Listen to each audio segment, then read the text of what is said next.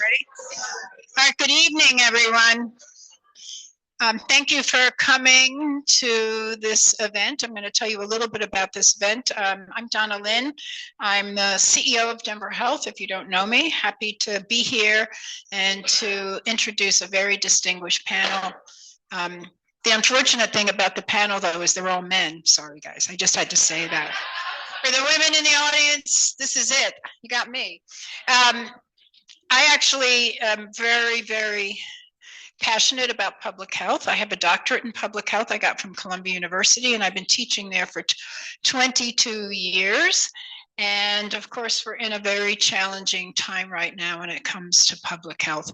I just want to point out we have a live audience here, but we also have a number of people online as well. And I don't know if when we get to questions, if we're going to be able to take some questions from some of the folks who are online. Thank you, Lisa. I want to begin by thanking our partners at the University of Colorado Center for Bioethics and Humanities and its Holocaust, Genocide, and Contemporary Bioethics program. It was founded by Dr. Bill Silvers, who I know was with us earlier in the afternoon and is perhaps listening. The center is sponsoring tonight's conversation in honor of Holocaust Remembrance Day. And we are thrilled, Denver Health, to host you in our Rita Bass facility and to begin what we hope will become an ongoing community partnership. So I'm going to just take a minute to talk about Denver Health because you're here.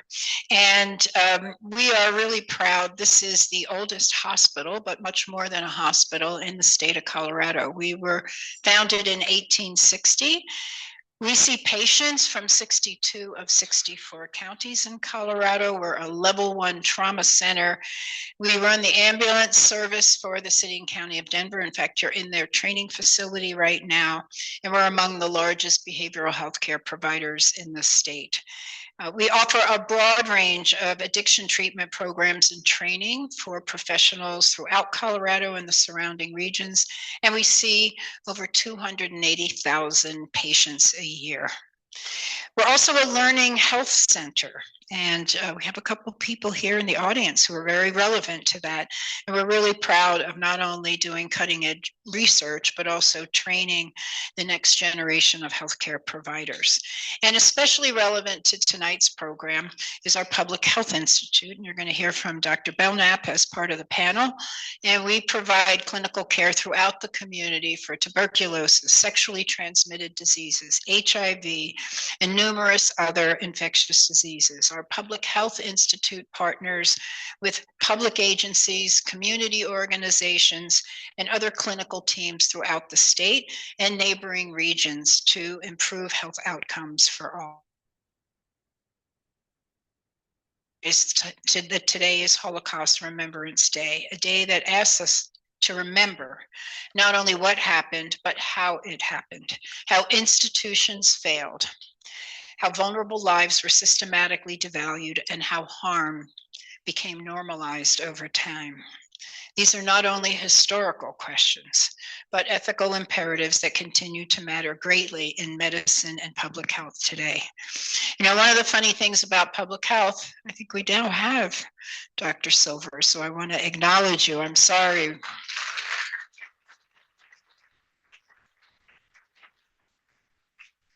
And thank you for being here, and thank you for all the work that you do here in Colorado.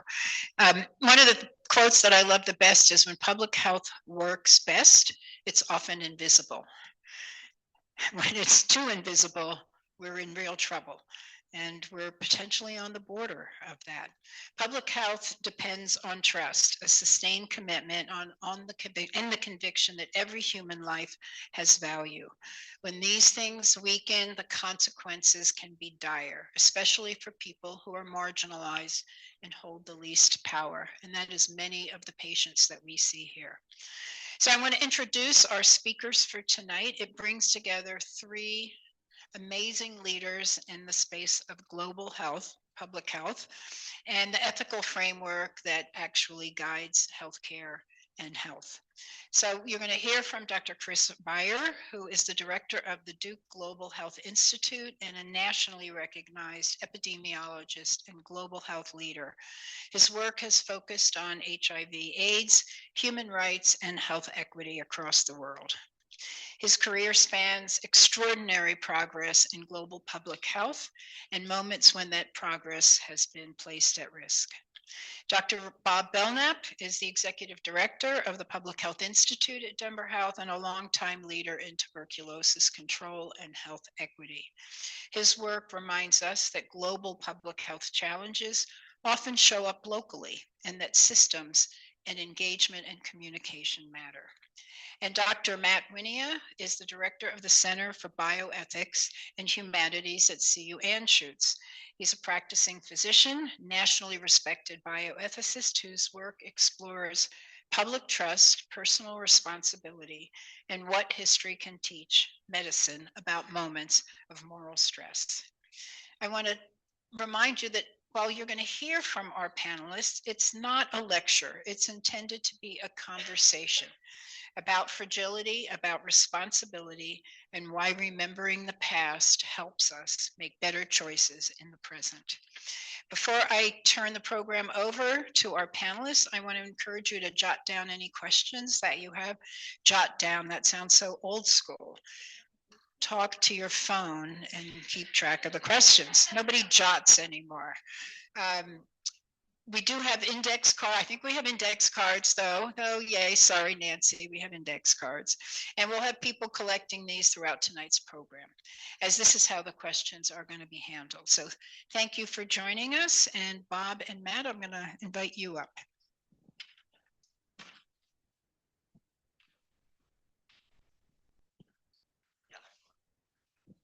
Center seat.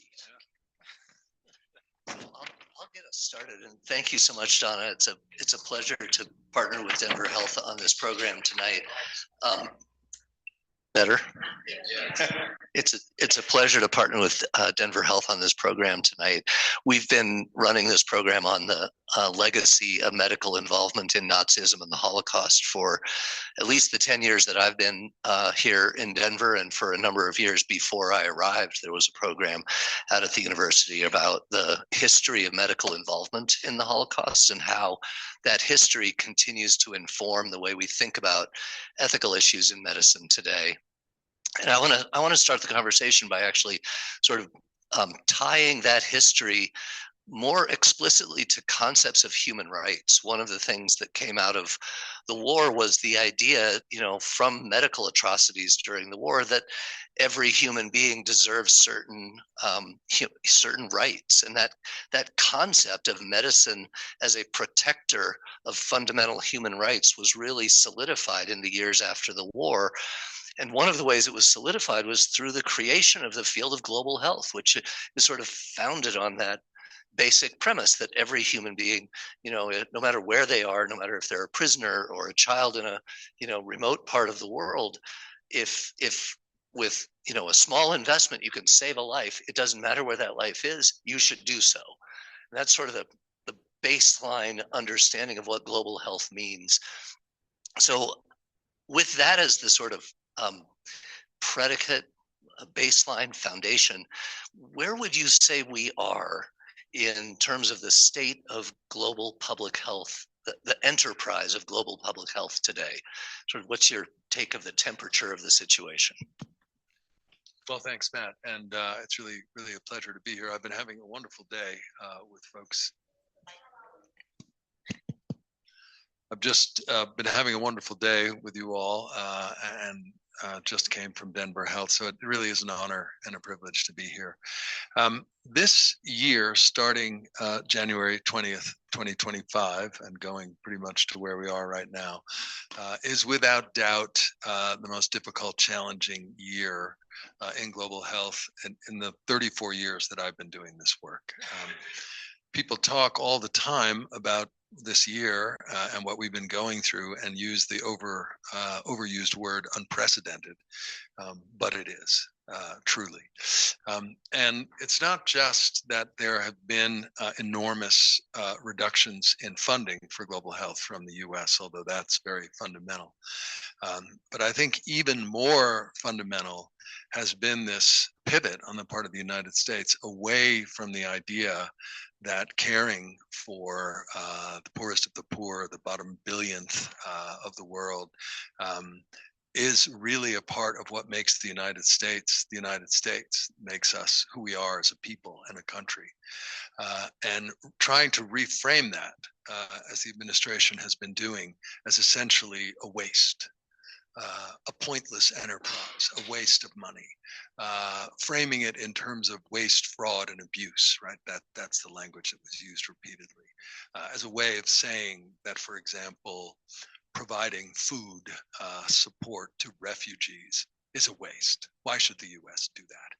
And so it was abruptly ceased, literally overnight, starting on January 20th. And that's an extraordinary thing. And we have been carefully trying to understand the impacts of that.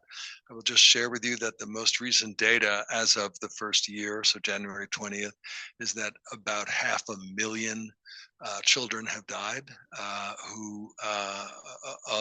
those are additional pediatric deaths.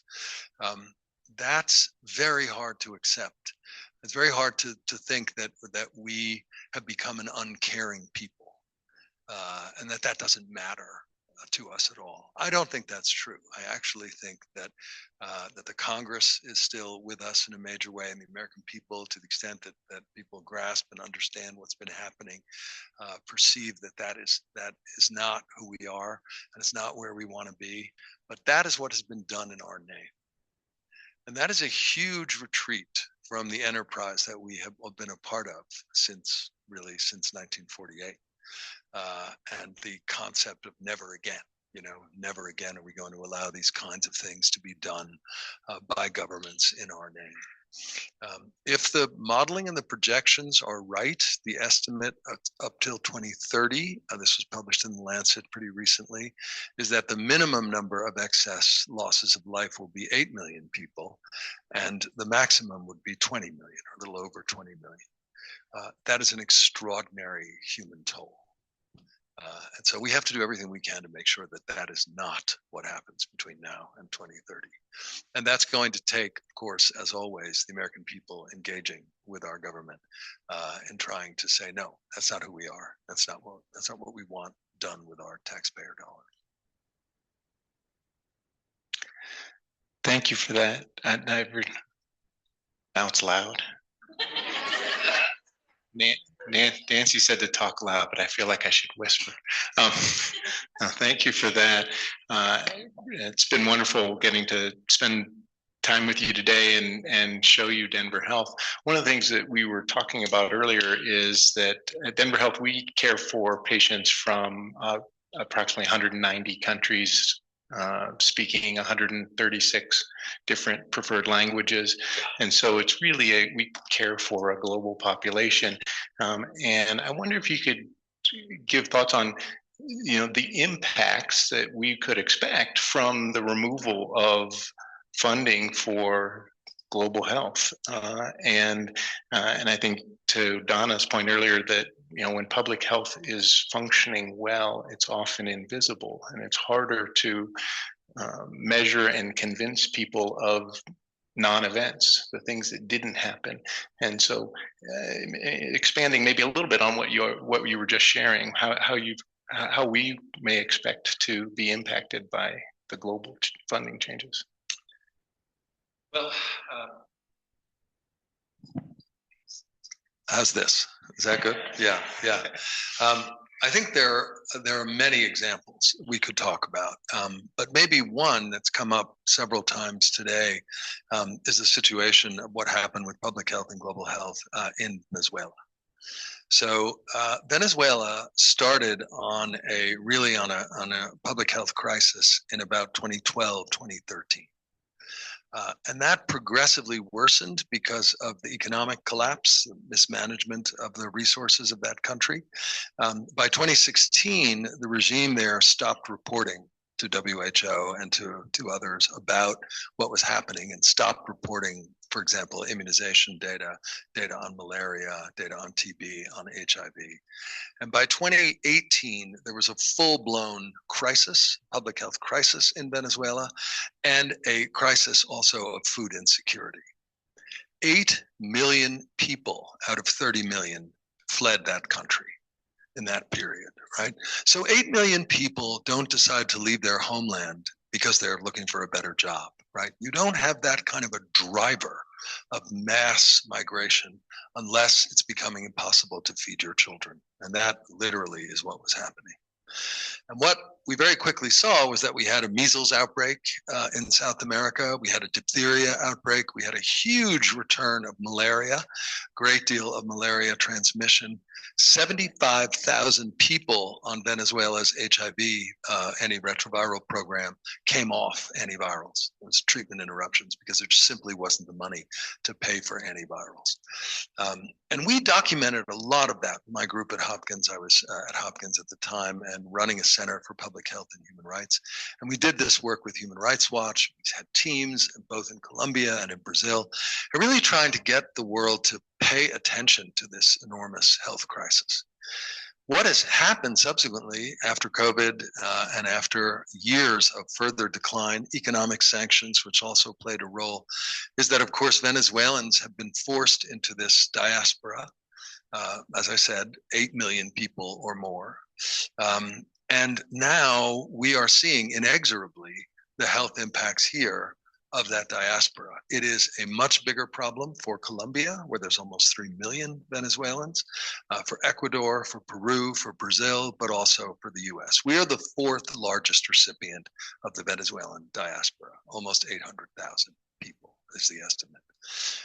But, you know, I was hearing today about challenges with immunization and kids who have not gotten immunization because of the collapse of the immunization program in Venezuela, about HIV transmissions and new diagnoses. People, you know, if you stop treating people living with HIV, you will get increases in transmission. That's how it works, right? Prevalence drives incidence. So that has happened. We also have a TB transmission. In Latin America itself, Venezuela's malaria catastrophe played a big role in the recrudescence of malaria in the region. And at Duke, for example, has been working in the Darien Gap. This is the part of Panama where all these people have to cross, which was not a malaria transmission zone and now is, largely because of untreated people with malaria moving through that area and now infecting the mosquitoes and getting the whole transmission cycle going. So it's not rocket science that if a health system collapses and millions of people are forced to flee, that it's going to have impacts everywhere else, right? We are a globally interconnected world. And I would have to say, I've been very moved and impressed, and I want to congratulate all of you working on this, that you are a place where people who don't have access to healthcare and don't have insurance can actually get care, and kids can get immunized, and people can get HIV therapy. You should all be incredibly proud of that. That's an amazing thing. That is not true in a lot of this country, as you, I'm sure, are all aware. There are many, many places where people who don't have insurance and don't have documentation can't access those basic health services. And that is why, at some very fundamental level, I think, Matt, to get back to your point, we have to hold on to the concept that every human life has value, right? Every child should have access to immunization. Viruses don't care about anybody's immunization status, right? They don't, not immunization status, legal status. They don't care about nationality. That's not how it works. And I think if we back away from that principle, we lose something essential about our humanity, and we also lose the ability to control public health threats, right? Those things are intimately connected. And that's why the public health argument here and the moral argument and the human rights argument are actually in concert. They are the same argument. Yeah, I get to ask again. I know. We do. In case that's not obvious. Yeah. change it just slightly. Yeah. You talked at the Grand Rounds today a little bit about what's happening in the countries in Africa that have been most impacted and how they are adapting. And I wonder if you could share a little bit about that, just knowing how vulnerable the systems are for diseases like HIV, like tuberculosis, and that have been so severely impacted this year.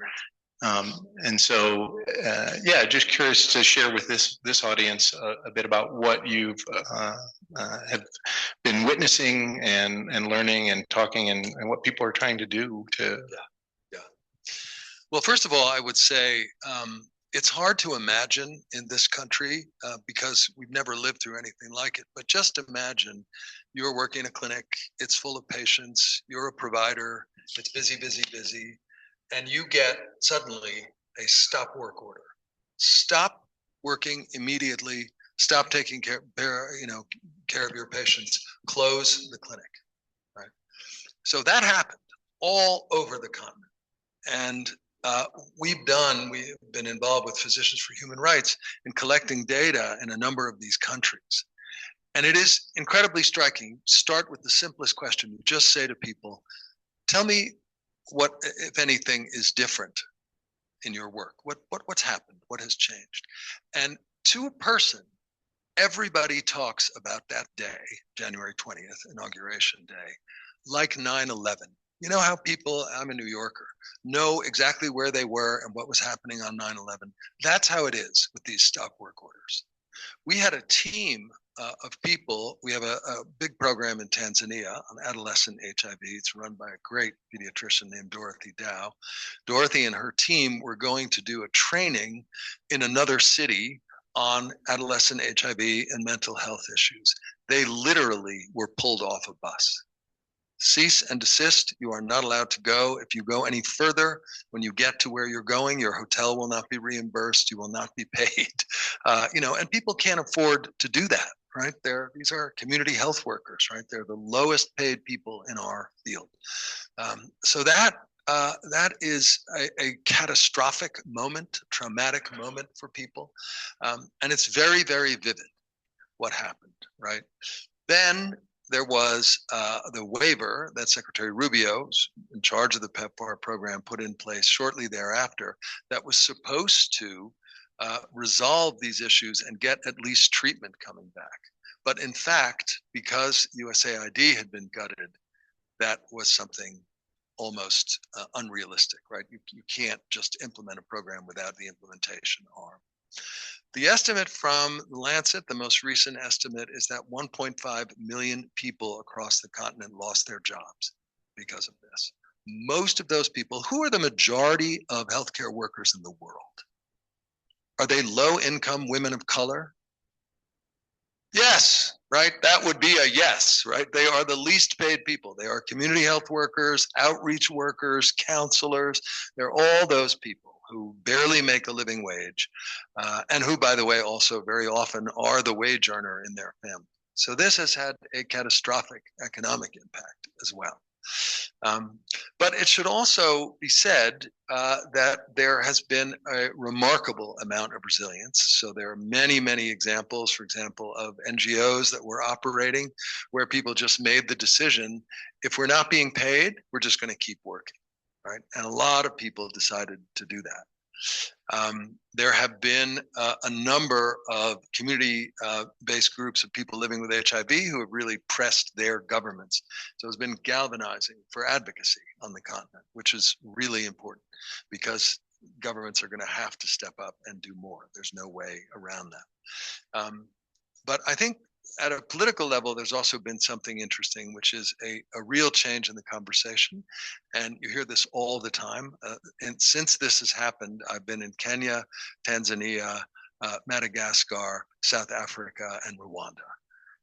So I've been having a lot of conversations with lots of people and in lots of settings like this, except everybody's Rwandan or everybody's Kenyan. What government leaders are saying is that this is a responsibility now, an opportunity for us to regain our sovereignty data sovereignty, to have control of our own healthcare system. And that also is a part of the conversation. The most highly functional, decently governed, well-resourced countries like South Africa and Kenya and several others will do all right. And the predictions of the number of deaths there are already going down, preventable deaths. But the countries that are the most fragile, and there are some very big ones, Ethiopia, Democratic Republic of Congo, Cote d'Ivoire, these places are going to be enormously challenged to try and make up those deficits. And I would just add one other thing, which is really important, which is that among the many cuts that have not been restored across USAID and PEPFAR and these other systems is data. The data systems have been eviscerated. So the last useful data on HIV, TB, and malaria is from the end of 2024. 2025 is going to be uninterpretable. And some people cynically believe that this is deliberate, that ending data collection is a part of wanting to cover one's tracks. I wouldn't go there, but I would say that it has been seen as a luxury item, which it's not. Right. And so we also are losing surveillance capacity. We're losing the ability to understand what is happening. And that has happened very fast. So just one simple example, there's an ongoing outbreak of Mpox in the DRC, right? And it's with the clade that has higher morbidity and mortality. And that whole surveillance system for Mpox, what little there was being paid for by USAID, and it is gone. So we know there's cross-border transmission. There's 9 other countries where there's Mpox cases. But in terms of what is happening in the epicenter, you all know as much as anybody else, which is nothing. And that's a huge challenge. Yeah. And Mpox is a miserable disease, by the way. Mpox, yeah. And if you haven't been immunized, you should think about it. I appreciate the plug for immunizations, and I know Judy Schley does as well. And it actually is a great segue into something else that we were talking about, and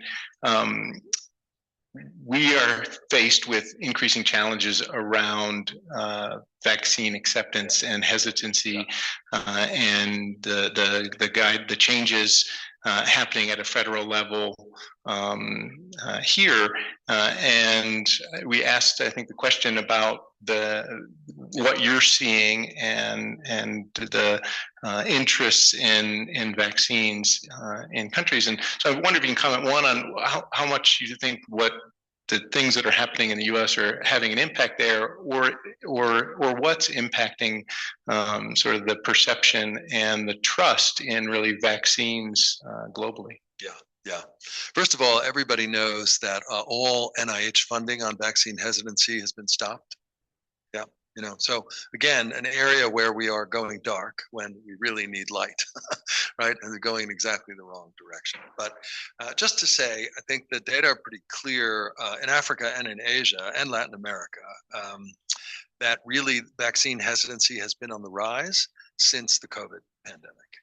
And a lot of that appears to be a function of the fact that while there were many restrictions put in place, COVID restrictions in many countries, they were very late in getting vaccine, if at all.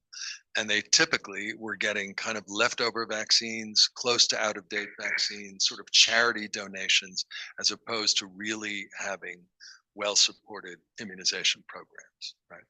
And this became a huge issue on the continent that I was involved in.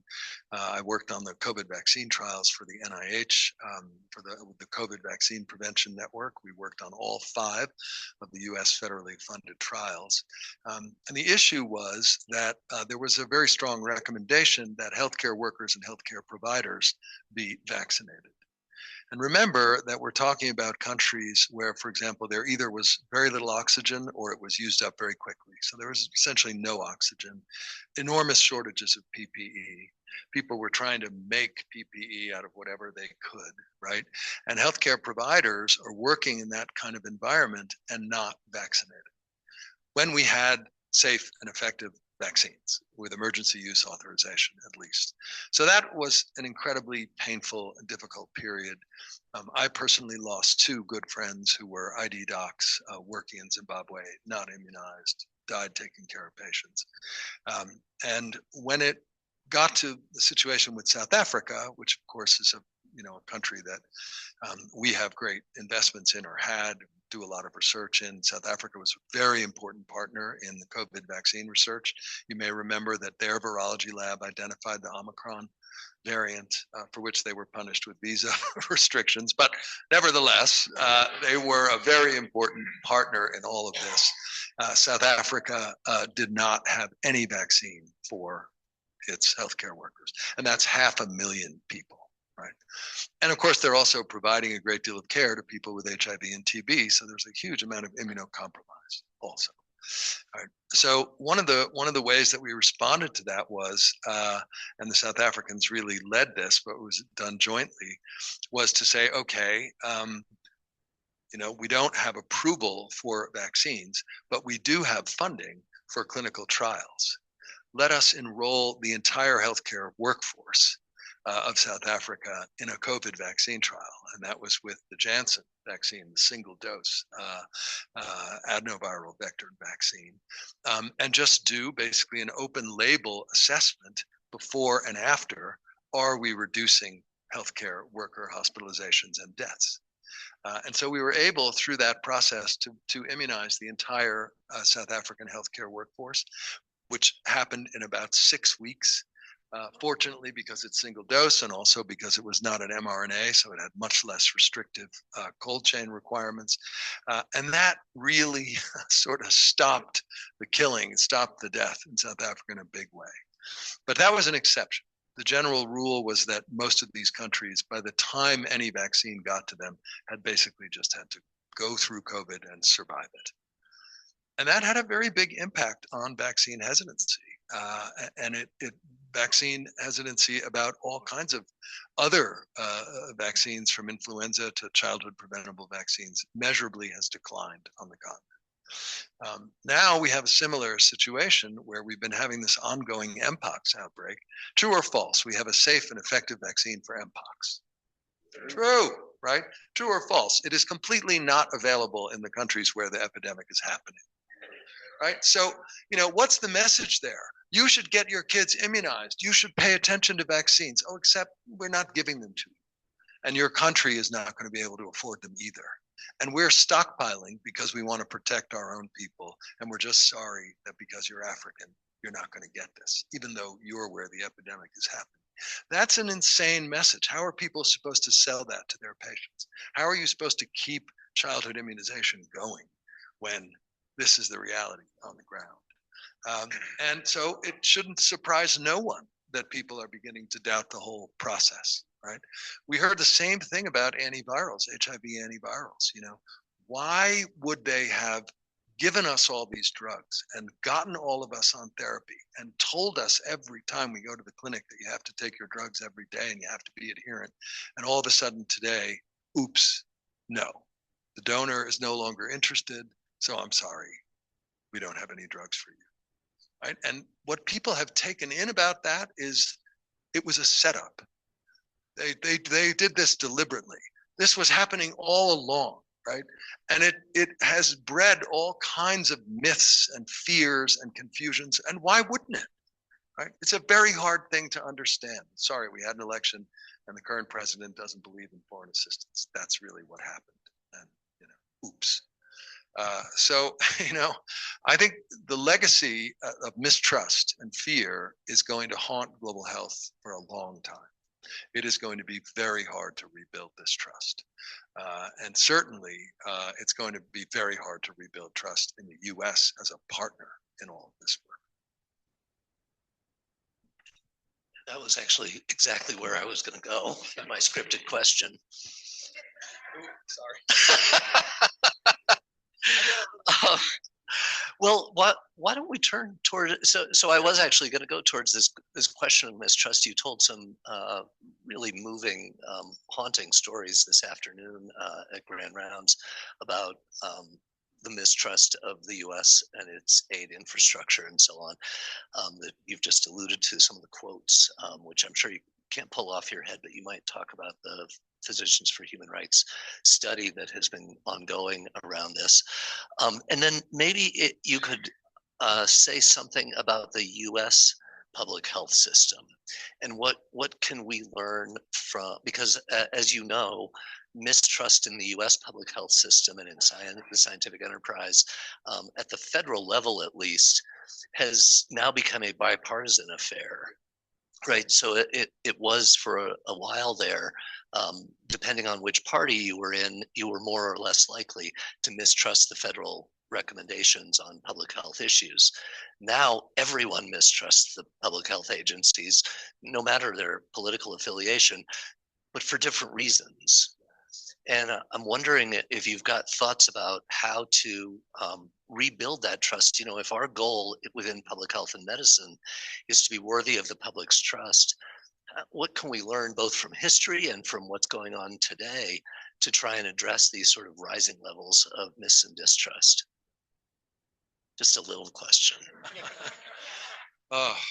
Well, I think just to start maybe with HIV specifically, you know, we went from a period of essentially having effective therapy and making the case that it wasn't going to be feasible to use it in low and middle income countries, right? So that was essentially the period from the development of antivirals, effective antivirals, which is 1995, 1996, with the protease inhibitors, the first real triple therapy that worked, until the creation of PEPFAR and the Global Fund, which is 2003.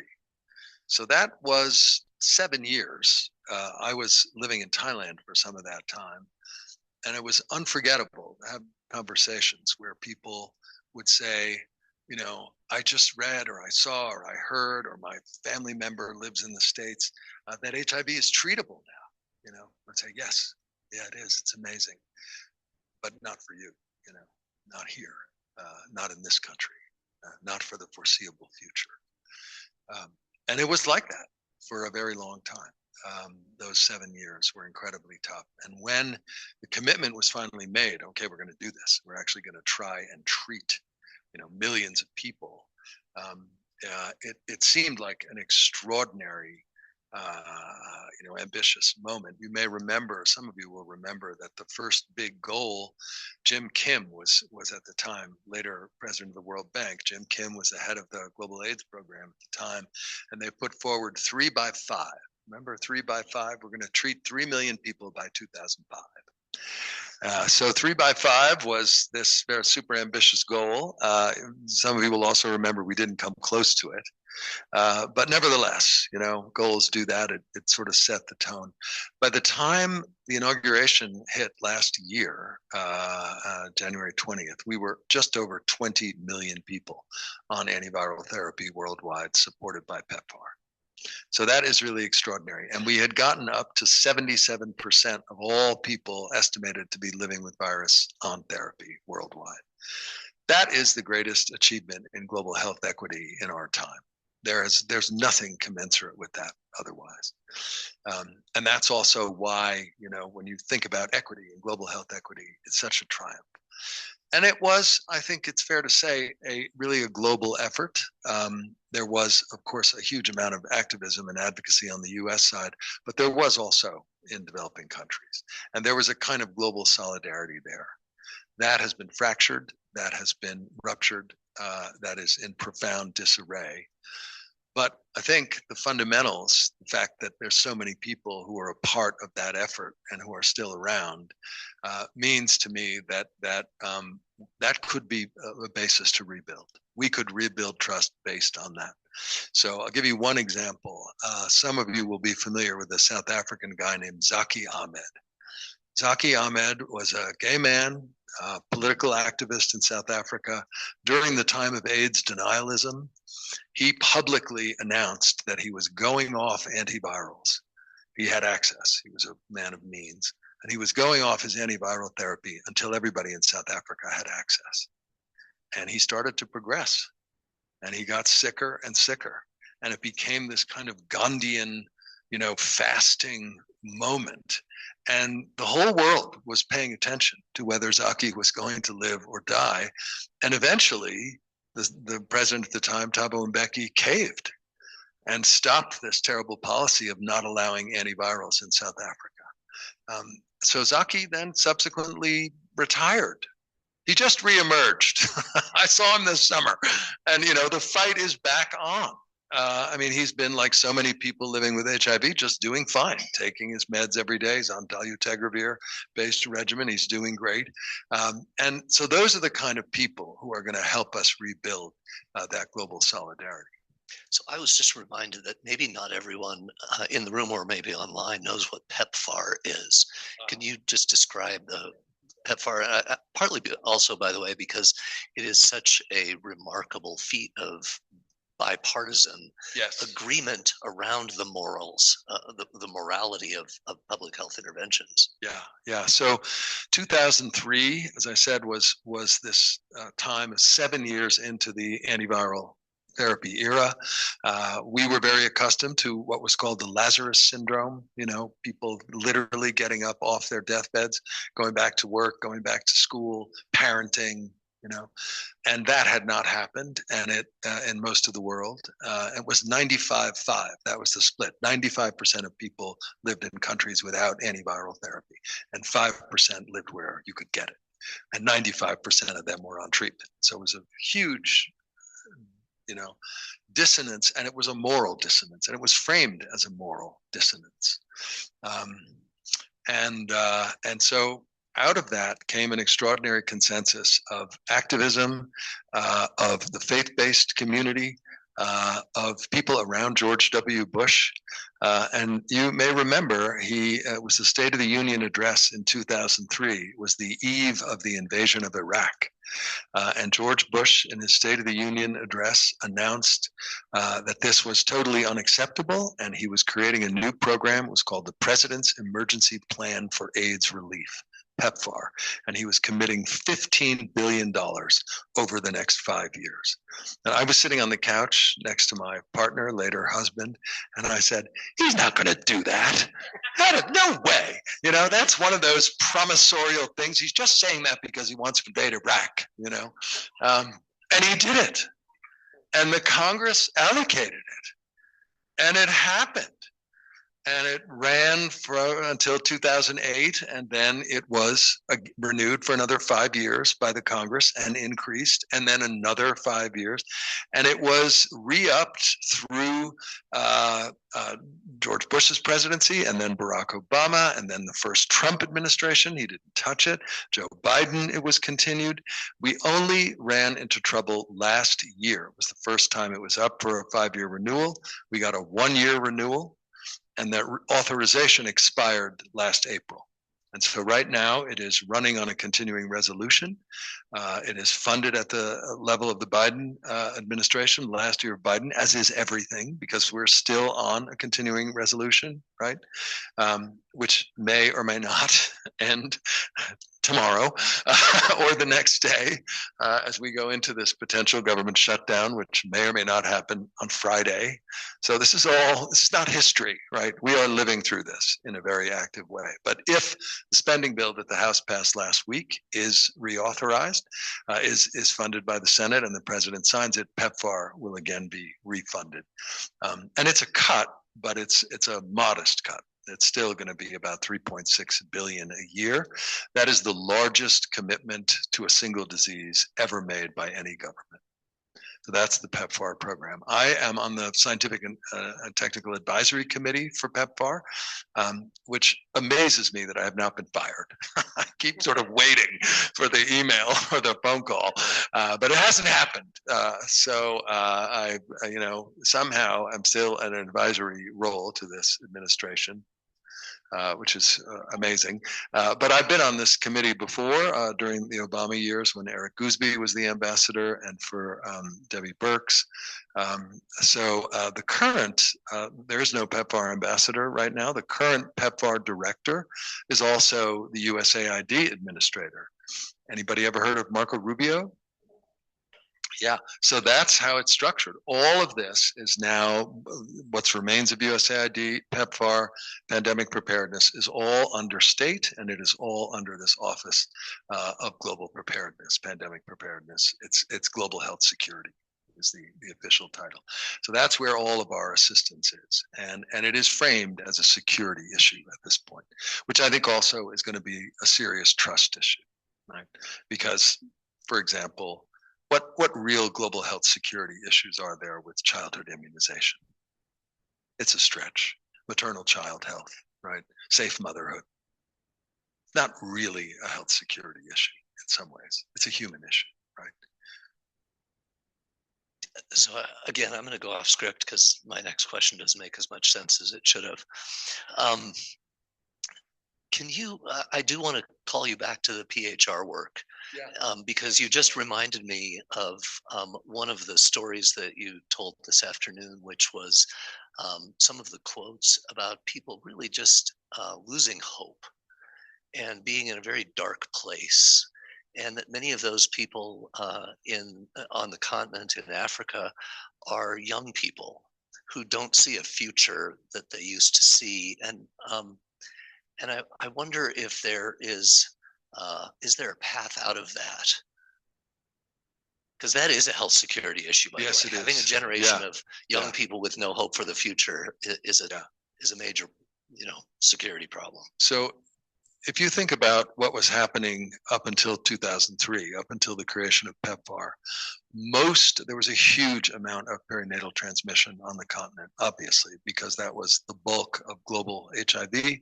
And sub-Saharan Africa is the only part of the world where there's female predominance, where HIV is more common in women than in men. In the rest of the world, it's very significantly a disease of men. In this country, for example, gay men, bisexual men, still account for more than 2/3 of infections, and most injection drug users are men. So in many countries where injection drug use is a predominant risk, it's also male predominance. It's only in sub-Saharan Africa where there's female predominance. And what that means is, of course, that HIV is very much associated with conception, with pregnancy, with birth, and with lactation, right? So those are pretty fundamental human activities, right? Nobody is stopping reproduction, labor and delivery, lactation. So when HIV is in that mix and in that dynamic, you get very substantial rates of transmission, much higher than in the States. And about 15% of that transmission, by the way, was postpartum through breastfeeding. So it was very substantial. Almost none of those children survived. So, perinatal childhood HIV was a very challenging thing, and again, very, very high mortality. All that started to change in 2004, 5, 6, 7, with the advent of PEPFAR. First of all, perinatal transmission rates came down dramatically, but also for those kids who were born living with virus or who got it through breastfeeding, they started to get access to antiviral therapy and they started to live. That is a huge cohort of young people who have been living with HIV their entire lives. It's several million people. And PEPFAR is the reason they are alive. They have been getting daily oral therapy ever since. So you have this very large cohort of young people who have lived their lives living with HIV, right? And they suddenly are being told, oops, we don't have drug for you. Or maybe you should take your drugs every other day so that they last longer, right? Or any number of other ways to try and get around this problem. That's a very big part. And by the way, many of those young people have employment as peer outreach workers, right? That was a very big job for young people living with HIV. Supporting adherence, doing outreach, doing prevention, getting people on PrEP, right? Counseling adolescent girls about avoiding pregnancy. I mean, that has been a big part of the job. So we've interviewed a lot of those people, and they feel almost to a one in the data set that PHR has, that their future has been taken away, that the whole idea that they are going to be able to live and work and marry and parent is now uncertain in a way that it hadn't been. And they're mistrusting both the US for having done this, but also their own governments for not assuring that they're going to be okay. And you have to remember, because of the successes of global health and child survival, we currently are living with the largest adolescent cohort in human history, right? By far.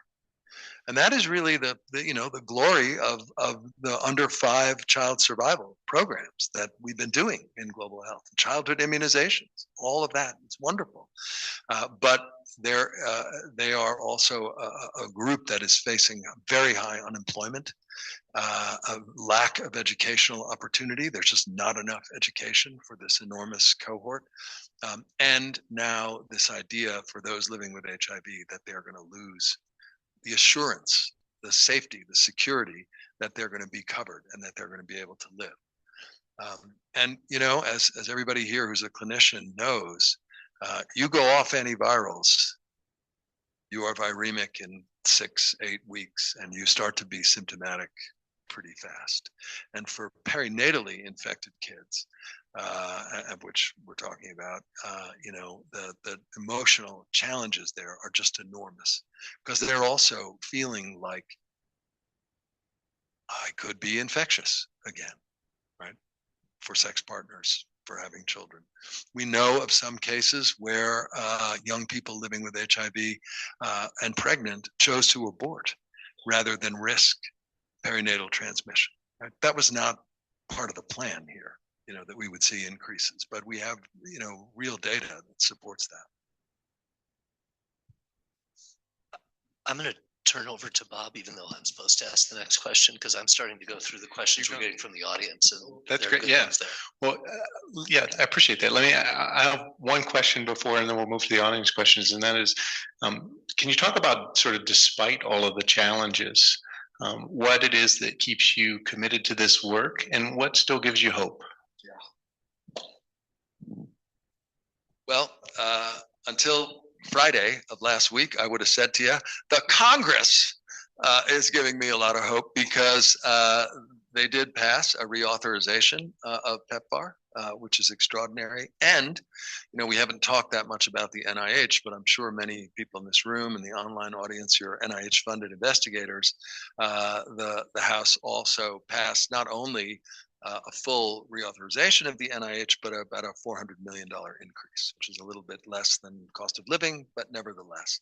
So, the fact that we still have bipartisan support, and that was support across the aisle for global health, for HIV, for the NIH, for the biomedical research enterprise, that is really encouraging.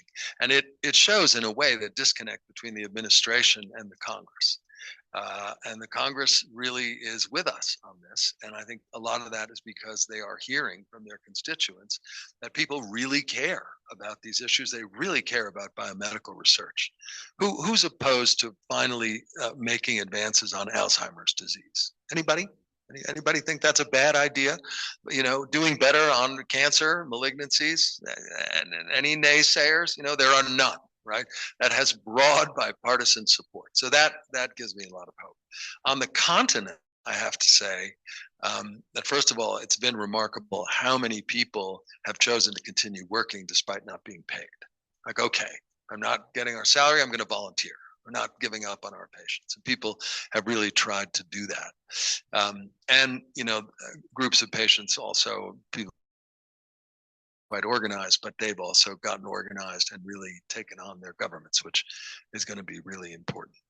I think the other thing, to quote a dear friend, the woman who won a little thing called the Nobel Prize for discovering HIV, Françoise Barré-Sinoussi, one of her favorite lines is, "There's always hope because there's always science."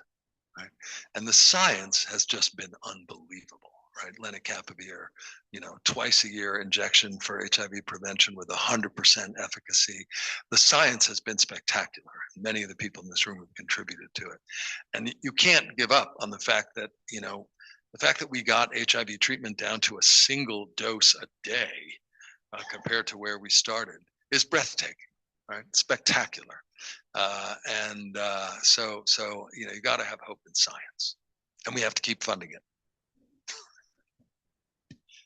So we had several questions come in that are sort of around the issue of trust, which we've been talking about a little, specifically thinking about lessons coming out of COVID related to public trust in the public health enterprise, and specifically related to politicization and sort of the interplay of politics. Public health is obviously always a little political.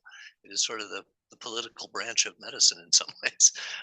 So what do we learn from the pandemic, and what would you say about what are your thoughts on the role of politics? Yeah. So I have to tell you, I mentioned earlier that I was a part of the COVID vaccine prevention network. This was the vaccine network that was set up to do the COVID vaccine trials. And what is not widely appreciated, I think, in this country is that the reason we were able, so the first organizational call of the CoVPN, there were 400 people on that call. I was one of them. Tony Fauci was chairing, and he announced that the NIH was going to do 5 efficacy trials with 30,000 American volunteers each. So that's 150,000 volunteers in the next 6 months. 5 efficacy trials. Now in the HIV field, 5 efficacy trials took us 25 years, maybe 30. All failed, by the way, and all done in sequence, right? So you gear up for one trial and then it failed, and then we were back to the drawing board, and then we would do the next one. That is not at all what happened with Operation Warp Speed, right? And Operation Warp Speed was funded in the first COVID relief bill when Nancy Pelosi was the Speaker of the House and was the architect of that bill. And some of you will remember that it was at the time the largest single bill in US history. You know how much money was put into it? Remember? $1 trillion. It was an even trillion. And there had never been a $1 trillion bill before. So that was kind of a big deal at the time. In that was $9 billion for COVID research, right? And there were basically 3 tracks for that. There was vaccines, so we got a substantial amount of money for the vaccine effort. Antivirals, right? This is where we got Paxlovid and the other antivirals, and broadly neutralizing antibodies, the BNAbs, which were thought to be really important, for example, for the elderly and the very elderly who don't mount good immune responses to vaccines in general, and for whom BNAbs might really be important. So the way that it worked was you look at the United States and you say, where is the infrastructure to do that many vaccine trials? Where did we invest that money? So does anybody know where the vaccine infrastructure was? There are 2 networks. One was the influenza vaccine network, and the other was the HIV vaccine trial network. So I've been an investigator in the HVTN for many years. The entire HIV vaccine trial network was repurposed into the COVID vaccine network literally overnight, right? Which was an amazing thing. And the fact that we had invested hundreds of millions of dollars over 30 years in building this infrastructure for HIV vaccines meant that we had that infrastructure. We could do it, and we could pivot incredibly quickly to pull it off. And of course, the first product to go into that was Moderna's mRNA vaccine. So, part of my job as an epidemiologist on these trials was we were looking at the data, and I will just say that the company, Moderna, they're not everybody's favorite company, but they basically wanted to rapidly enroll and go with what are called CROs, all right, clinical research organizations, which are for-profit, basically line them up, punch and shoot. So we were looking at the numbers very carefully, and it was very clear that they were enrolling populations that were young, healthy, and white. Okay, that's a problem, because who gets sick with COVID? People in their 20s and 30s, college kids, very low attack rates, right? COVID was mostly affecting people 65 and over and people with chronic health conditions. Those are not people we normally enroll in vaccine trials. So we had a pre-specified goal that everybody in those trials, we had to have at least 25% be over age 65, and the ideal number was 40. We wanted 40% over age 65. And we wanted, at a minimum, the demographics to match the demographics of this country. So the country is 11% African American. We needed at least 11% of the volunteers to be African American, ditto with Latino numbers and Native Americans. So as we moved through August and we were enrolling fast, there were 30,000 slots. We were already at 10,000. We realized we were not going to make any of those targets. We had to put a pause on the trials. And you have to remember, this is the fall of a presidential election year in which Donald Trump was running for re-election against Joe Biden, and there was intense pressure to get a COVID vaccine. And what happened was we were accused of politicizing the vaccine trial effort because we were holding off until we could accrue elderly, people with chronic conditions, African Americans, Latino Americans. In the event, we could never enroll Native Americans in that trial because we were dealing with tribal sovereignty issues. It went on for a while. But we did it. We got to the demographics of this country, and we got to the stipulation of age and chronic conditions. And then, you know, every once in a while in life, there's a day, I'm sitting in my dining room table when we unblinded the Moderna vaccine trial. And what was the efficacy for preventing serious disease and hospitalization? 95.4%, right? So, you know, I have worked on every failed vaccine trial in the last decades. You know, it's a chronicle of failure. Seeing that Kaplan-Meier curve and the separation was just so magnificent, right? And then, I know Kaplan-Meiers, right? Nerds unite. And then within a matter of days, Pfizer, so remember Pfizer they're rich, they have their own money, unlike Moderna. So they didn't come into warp speed. So they did a separate trial of, again, an mRNA vaccine, almost identical insert, and they had 95.6% efficacy. So essentially identical. And then we delivered, right? So that is something for Donald Trump to be incredibly proud of. That is a part of his legacy. Operation Warp Speed happened because he signed the $1 trillion bill, right? And the deal that was established for the companies was unprecedented. So what they got out of it was, first of all 5 companies, we agreed to buy 200 million doses of their vaccine, irregardless of the outcome. So if it was dishwater and you wouldn't use it, we still paid for it, right? So they were liberated from the usual cost challenges of vaccines, and they got indemnity for harm. That also was part of the deal, right? So, you know, that also would not have happened probably in any other administration. And that is also something that Donald Trump should be incredibly proud of. But what has happened with the second administration, and this is where it gets political, is that they have completely rewritten that narrative. Because RFK Jr. is a vaccine skeptic, because he is running HHS. And now Jay Bhattacharya, the head of the NIH, RFK Jr., all of them parrot the same line. First of all, that the COVID vaccine response and the COVID response was a failure. Right? It was a failure. That these vaccines are harmful and they killed more people than they helped, which is a fiction. Right? That is a fictitious narrative, and it's a politicized fictitious narrative, right? And it undermines Trump's biggest legacy. It's bizarre that he would allow that to happen, but nevertheless, that is the dynamic of the politics. And now, you know, Bhattacharya is routinely said, and I've seen him do it, and I've had dinner with him, and he did it at dinner, you know, talks about how the American people have lost trust in science and have lost trust in the NIH. Where is the NIH polling in terms of trust in the US? Do you know? It's gone down to 75%. 75% of Americans still trust the NIH, 25% don't. Does that sound like a failure to you? Do you know where Congress polls in terms of trust? It's single digits. It hovers between 7 and 9, right? I mean, it's not even close to 10%. So that fictitious narrative and that rewriting of history and reconfiguring of science is harming us every day. And it is the reason why we have withdrawn 100% of US federal funding for mRNA research in all disease areas, including in cancer, right? So if you wanted to give the Chinese a gift, If you wanted to say, we want you to beat the shit out of us, we want you to win the race in biomedical research, we are going to seed you mRNA, right?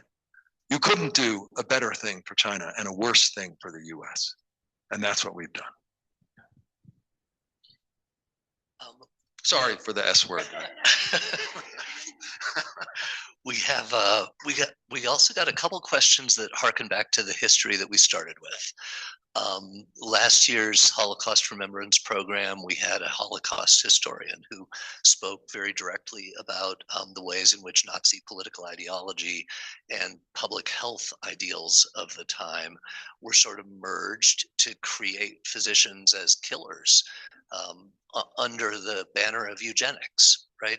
And one of the questions is asking specifically about eugenics in the context of mental illness. But as you know, a number of disabilities, people with disabilities, were targeted by the Nazis, and there is in current discourse a sort of new eugenics language that is being used and has been used in the global health context. And I wonder if you see connections or an early warning signal there about the language of racial science and eugenics ideas. Well, rather famously, and some people I'm sure will remember this, in the long list of conspiracy theories that Robert F. Kennedy traffics in, one of them is, of course, that the COVID-19 virus is a man-made virus, and that it was specifically engineered to be less pathogenic for Jews, and which is, an extraordinary, kind of frightening set of mythical, perspectives. I think where, for me, this is most strongly appearing and articulated is this idea, again, put forward by the anti-vax community and RFK Jr. as a prominent spokesperson, that, immunization somehow has weakened children and weakened the immune response, right? And, and asked quite recently, what should we do to prepare for the next epidemic? The NIH director essentially said, oh, nothing in terms of vaccines or infectious diseases. What's important is that Americans get out more, exercise more, eat better. That is sick, right? That is an insane thing to say in terms of pandemic preparedness, but it also speaks to this idea somehow that if you do get one of these infections, and heaven forbid you have a child loss or you succumb to it, it's somehow about an inherent weakness, right? And it's also, the onus is on you. You should have exercised more. You should have eaten better, right? Those are the kind of things that you do to prepare for a pandemic. So I think that absolutely is there, and it has a clearly a kind of perverse eugenics, behind it. RFK says that he can see mitochondrial dysfunction in children. Right. He is on the record as saying that he's walking through airports. I don't know if he flies commercial anymore, but he certainly has in the past. And he can see mitochondrial dysfunction, whatever that is, right? And it's this, weakness. And it also, of course, is coming from ultra-processed foods and additives in chemicals and chemical exposures. And all of that, again, is in some ways a kind of potential, has the potential for perversion about who is deserving of health interventions, right? Who has brought this on themselves, right? What parents are responsible for the mitochondrial dysfunction of their children? Who are those people, Indeed, yeah. So yes, I think there are some really, really frightening parallels, and there certainly also, is a clear element of racism in much of this, that whether or not it's intentional and whether or not it's even appreciated, it is understood by so many people in Africa to be racist, right? That it doesn't really matter what your motivation is. That's how it's perceived in very profound ways. They would never do this to white people. they are doing it to us very deliberately. And that is another part of the legacy that I think is going to be very hard to overcome. Keeping an eye on my clock because we may end up having to do a lightning round at the end. We're getting a lot of good questions. No, no, I think that's good. I'm actually going to jump to this one, even though it just came in, but I think this is just such a great question that builds on what you were just talking about. There were very obvious collaborations and even leadership of Nazi scientists and medical professionals in the regime and in the Holocaust. I think one of the myths is that medicine was co-opted in some way, and in fact, medicine played a leading role in developing and promulgating Nazi ideology. And one of the things that we came out of the war with is this idea that medicine should, medicine specifically should learn to never again become complicit or collaborators or cooperators. And so the question is being raised is, we're talking about this right now, but is that enough? Are the medical organizations in our country and in the world doing what they ought to be doing right now, given the current state of affairs? Or are there steps that professional bodies ought to be taking that they're not? I think on the positive side, one thing you can say is that unfortunately, because our premier vaccine advisory body, the Advisory Committee on Immunization Practices of the CDC, has now been politicized and no longer is a reliable scientific entity. It's incredible to say that, but there it is. The American Academy of Pediatrics now is putting out guidelines, and many states, they always have, but many states are going with those guidelines and bypassing the CDC. What I think, unfortunately, you're going to see, we talked about this earlier in the day, is that the country is going to get balkanized.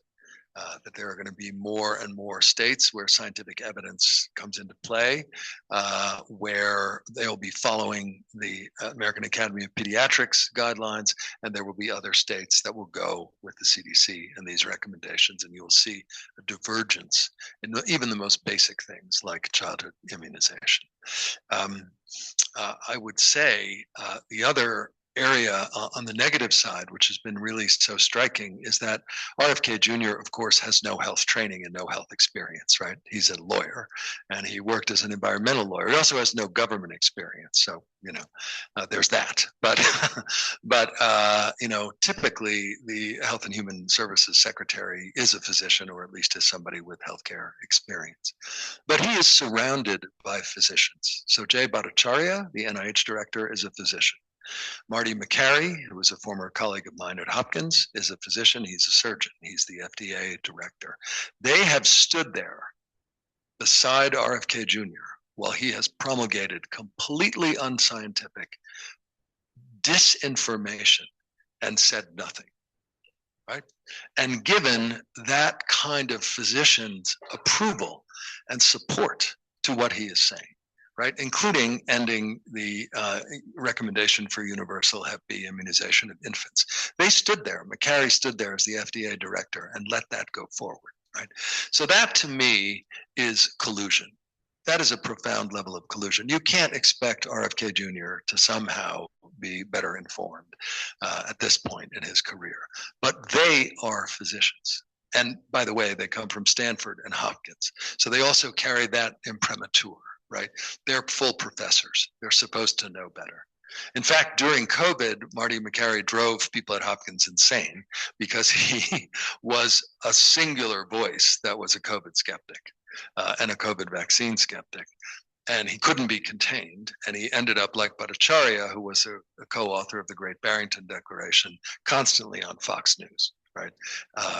Going off against the consensus. And that's how they ended up getting these jobs. But nevertheless, they are physicians and they have colluded in a profoundly unscientific administration and approach. I have a sensitive question, but it is one that comes up frequently when we talk about the legacy of medicine. We haven't said anything sensitive here, have we, in this conversation? And exactly. Thank you. Thank you for reminding me. Everything I talk about is insensitive. The question that often arises when talking about sort of the legacy of the Holocaust is the contemporary situation in Gaza and the war there and the scale of devastation, the scale of death and destruction, and the children left behind, the orphans. So, what is how do you think about the global health response to a war in which enormous numbers of civilian casualties and deaths have taken place? Well, it's of course it's something for all of us, and I think it's true in general that sort of watching both the attacks on Gaza and the fact that people were trapped and there was no exit made it very different from a lot of other kinds of conflicts, because we're inured to conflicts in some ways, but you have to remember, for example, with Ukraine, that women and children were able to get out in very large numbers, and millions of Ukrainians are in Western Europe and are in safety, and it was only men of a certain age who were not allowed to leave Ukraine. Right, in the case of Gaza, essentially nobody was able to get out, or very, very small numbers. And so that makes it, in a way, very different. What is so striking right now is that, the US has stopped the right to asylum, as I'm sure people know, except for one category. The only category of people who are allowed right now to seek asylum in the United States are who? Yeah, white South Africans, right? And that is based on a purported genocide, and they have used the word genocide against white farmers, which it turns out is a hallucination of the AI chatbot that underwrites X. That is documented. That is a hallucination. And it's a hallucination that was consistent enough with the mindset of this administration that it is driving US policy. So we have had a non-response to actual terrible atrocities and a vigorous response to a fictional challenge. And that is just extraordinary. I can't think of another example where an AI hallucination has driven federal policy. But here we are, right? And by the way, it's only 8,500 slots, which if there were a genocide would be a trivial kind of nothing response. Fascinating question about modeling. I know, epidemiology, shifting gears. Yes. So has there been modeling looking at the role of the US termination of USAID and the reduction in global health supports and migration patterns? Are people looking at that? Well, yes, absolutely. There's been, in fact, most of the evidence we have right now is from modeling and from projections, because, as I said earlier, the 2025 data are going to be very hard to interpret. And what mostly people have been doing is looking at projections. So a widely reported model that came out in the Lancet over the summer, kind of the middle of this 6-month period, was by a European group looking at this, Cavalcante et al. And their estimate was that if the aid cessation, USAID, and the PEPFAR reductions, if that continued through 2030, that it would lead to a minimum of about 8 million excess deaths and a maximum of over 20 million, about 20.8 million. So that's an extraordinary human toll. My own group did one of the first models, published one of the first models on just looking at PEPFAR, so not USAID. And our estimate was in the first year, so that's just ended, that there would be 100,000 excess deaths and 135,000 excess perinatal transmissions of HIV that were preventable. That now looks conservative. So I would say, yes, there's been a great deal of modeling around this. In terms of mobility and migration, that's enormously challenging because, typically, specifically when you look at antivirals, for example, and PEPFAR, it is absolutely the case that we know that people have moved where they can get care. That has absolutely happened. But, this has been a continent-wide problem. So I think it's early days to talk about that. I am going to do one more question, and then I'm going to turn things back over to Donna. I guess I want to know what, most of us are not in your shoes. Most of the people listening today are not meeting with ministers, are not, having a direct influence on policy.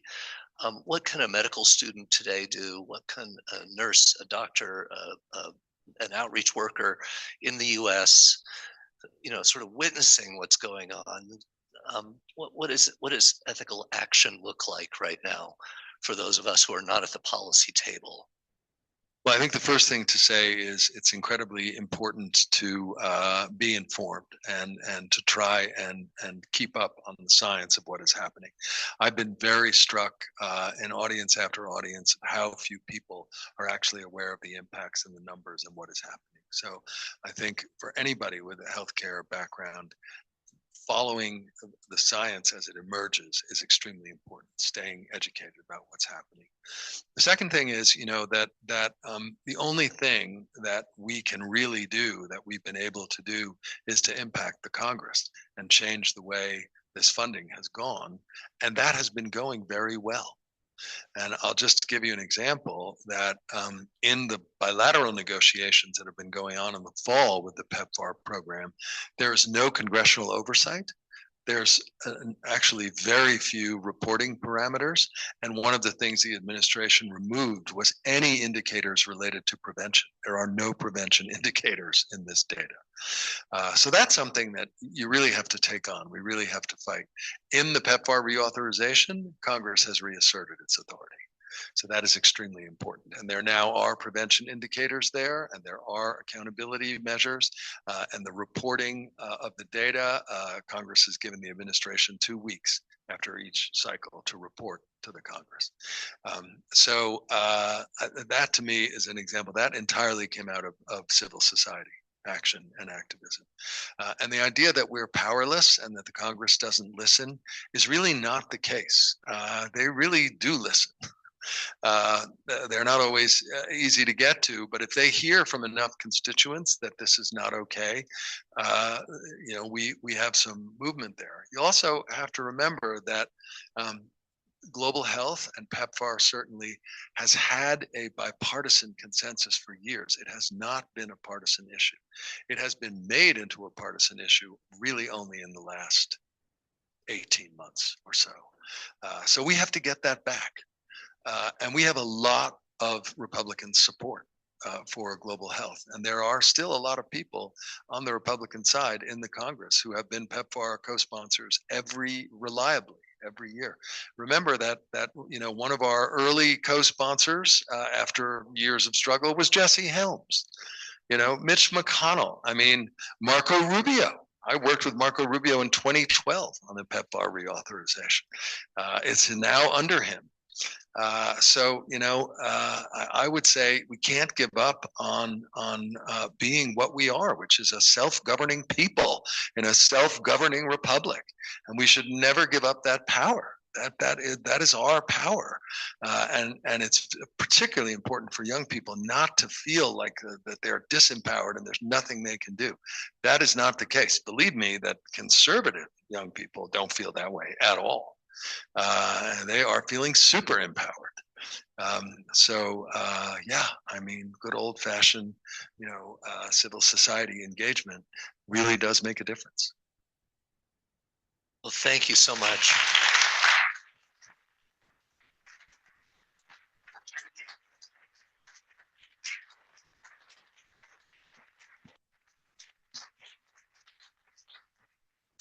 Well, thank you. This was really breathtaking, maybe a little depressing, but nevertheless breathtaking. I'll share a story. This is a true story. In 2001, my son was in Cape Town, South Africa, going to a junior year abroad. And I thought if he's there, at least I should go there. Our taxi driver told us the story of what she was going to be doing the next day, which was the medicine man from the village was going to be decapitating chickens and draining the blood into a stream. And they were all going to be there because that was going to take care of the dreaded disease. They didn't call it HIV then. So I'm hopeful that history has taught us that that doesn't work, that there are drugs that do. So I want to give you something, and it's ironic that, excuse me, you've used the word trust so much, because we've used that a lot at Denver Health long before the current administration. And trust is really important for our patients, for our community, for each other, and hopefully we can restore in our small way that, despite what's going on in the world. So I'd like to give you something. Usually we give water bottles or blankets, but we thought that wouldn't fit in your suitcase. So we have something called a challenge coin at Denver Health that we give to people that have had a large impact on our community. And it's just a way for us to say thank you for what you have done. And I hope you'll remember us and come back to the university and to Denver Health. And so thank you very much.